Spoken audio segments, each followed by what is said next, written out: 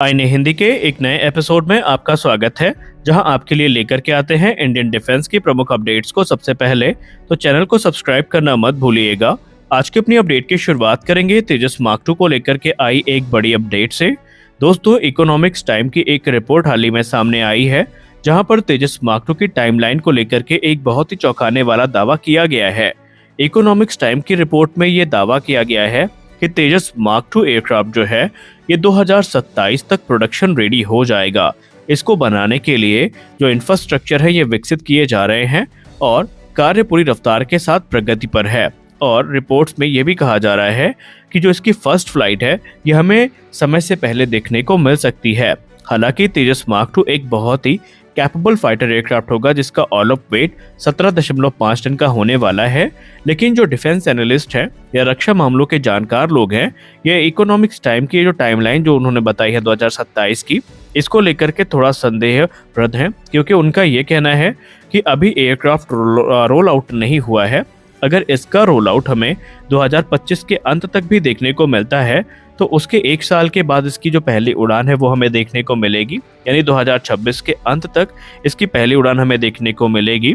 और उसके बाद टेस्टिंग फेज शुरू होगा और तब जाकर के कहीं ये एयरक्राफ्ट प्रोडक्शन रेडी होगा।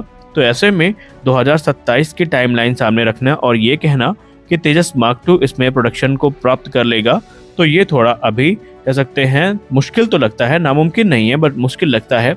हो सकता है कि हिंदुस्तान एरोनॉटिक्स लिमिटेड की रणनीति कुछ और हो। हालांकि ये पहली बार नहीं है जब तेजस मार्क 2 प्रोग्राम को लेकर के ऐसी टाइमलाइन सामने रखी गई हो। इसके पहले भी इस प्रकार की जो एग्रेसिव टाइमलाइन है ये सामने रखी गई है। हालांकि हिंदुस्तान एरोनॉटिक्स लिमिटेड इस समय इस प्रोग्राम में बहुत ज़्यादा गंभीर है और जो इंपॉर्टेंट कंपोनेंट्स हैं इनकी खरीद का टेंडर ऑलरेडी उनके द्वारा इशू किया जा चुका है। हमारी अगली बड़ी update C-17 Globemaster 3rd aircraft को लेकर के आ रही है।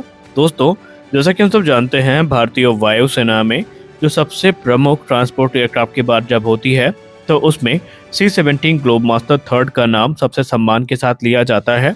इस समय भारतीय वायुसेना तकरीबन इनको 11 की संख्या में ऑपरेट करती है और अमेरिका के बाद भारतीय वायुसेना C-17 को ऑपरेट करने वाली दूसरी सबसे बड़ी वायुसेना है। और आपको ये भी पता होगा कि जब भारतीय वायुसेना ने इन एयरक्राफ्ट को खरीदा था तो उसके बाद जो एडिशनल 3 एयरक्राफ्ट हैं इनको खरीदने की इच्छा भारतीय वायुसेना के द्वारा व्यक्त की गई थी और इस प्रोक्योरमेंट को भारत के डिफेंस मिनिस्ट्री की मंजूरी भी मिली थी।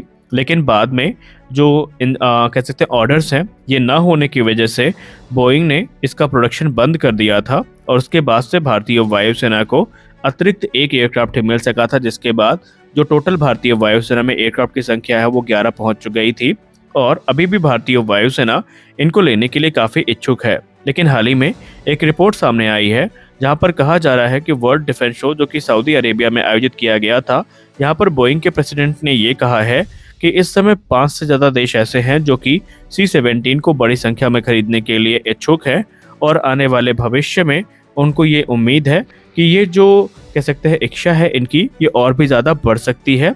हालांकि अभी तक बोइंग के द्वारा ये तो नहीं कहा गया कि इसका प्रोडक्शन वो शुरू करेंगे, लेकिन एक रिपोर्ट में दावा किया जा रहा है कि अगर नंबर्स 50 को पार करते हैं तो ये जो प्रोडक्शन है एक बार फिर से स्टार्ट किया जा सकता है। और अगर ऐसा हुआ तो भारत समेत तमाम देश जो कि इन एयरक्राफ्ट को खरीदना चाहते हैं उनके लिए ये एक सुनहरा मौका होगा। हालांकि अभी भी कुछ भी कह पाना मुश्किल है कि बोइंग इनके प्रोडक्शन को फिर से स्टार्ट करेगा या नहीं, लेकिन जिस प्रकार ये हाई डिमांड में है बोइंग की तरफ से कोई कदम उठाया जा भी सकता है, क्योंकि बोइंग ने यह भी कहा है कि भारत के अलावा और भी कई देश हैं और कुछ ऐसे पोटेंशियल बायर्स हैं जिनमें बोइंग ने कुछ नाम भी सामने रखे हैं, जहां पर बोइंग के द्वारा कहा गया है कि जो पोटेंशियल बायर्स है इनमें कुवैत है, कतर है और यूनाइटेड अरब अमीरात है, ये इसको खरीद सकते हैं और सऊदी अरेबिया भी इसको लेकर के बहुत ज़्यादा इंटरेस्टेड है।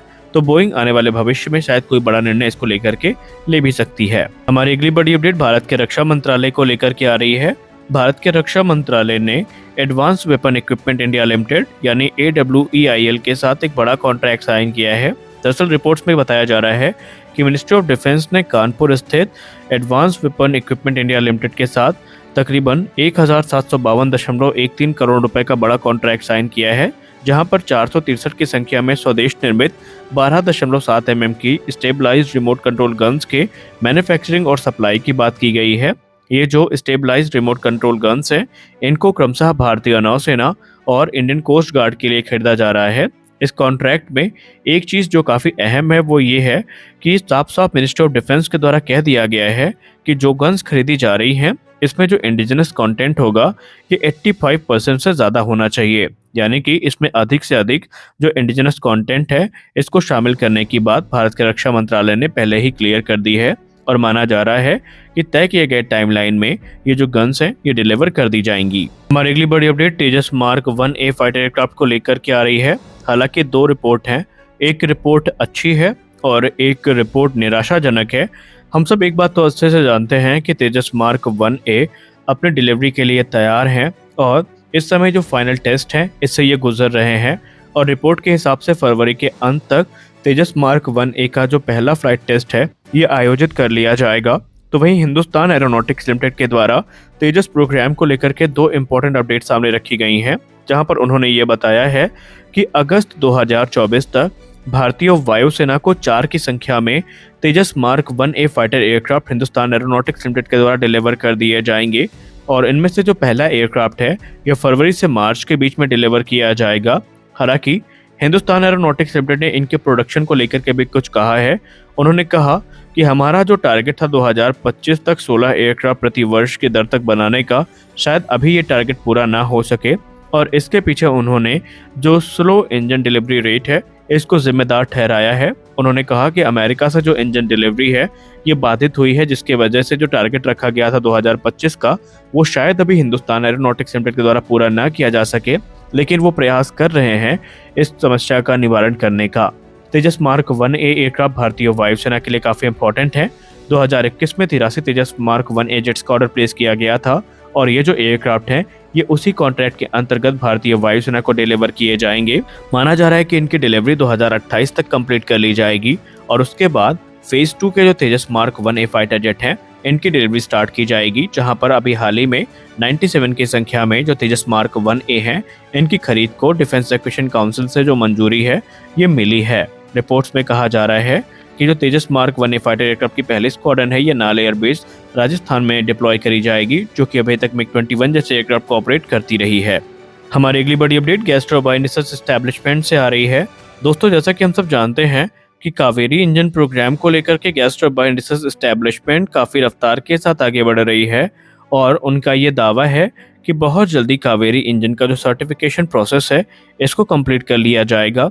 तो इसी बीच एक बड़ी अपडेट सामने आ रही है गैस टरबाइन रिसर्च एस्टेब्लिशमेंट से, जहां पर रिपोर्ट में ये बताया जा रहा है कि जो आफ्टर बर्नर सेक्शन है कावेरी इंजन का, इसको लेकर के कुछ महत्वपूर्ण कदम उठाए गए हैं।